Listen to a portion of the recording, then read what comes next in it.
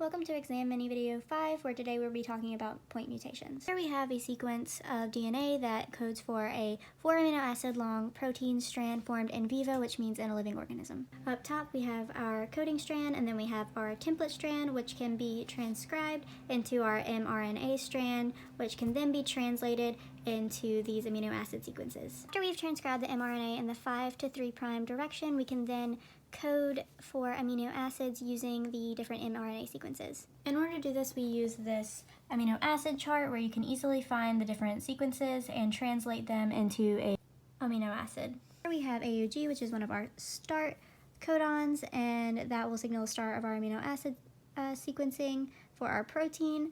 And then we translate each one using our chart until we get to a stop codon, which you can see here. UGA is a stop codon. Next, we'll start adding in our point mutations. First up, we have a missense mutation, which means that one of the letters was changed and it resulted in a change in one of the amino acids. Here we have a change from al to ser amino acid. And this switch from a T to a G in the sequence is a transversion.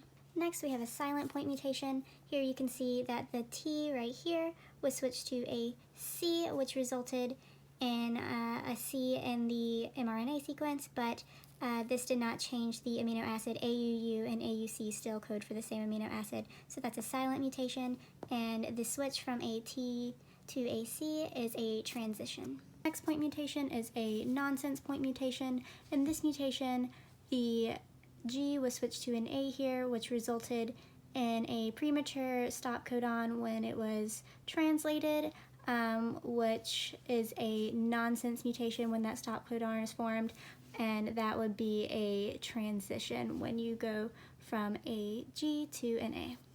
And this usually results in a non-functional protein. The last mutation is a read-through mutation.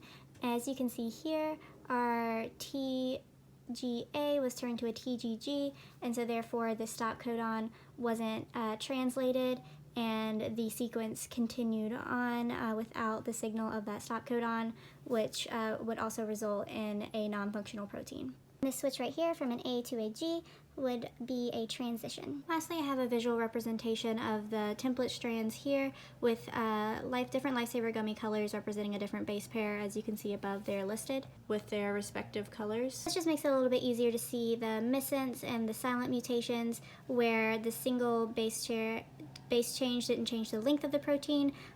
It just changed what amino acid was coded for here, and it didn't have any effect on this one. Here you can see with our nonsense, the base changed to a stop codon, made a very short protein, and here you can see in our read-through where the base change here resulted in the protein continuing to grow due to not forming a stop codon, resulting in a longer protein.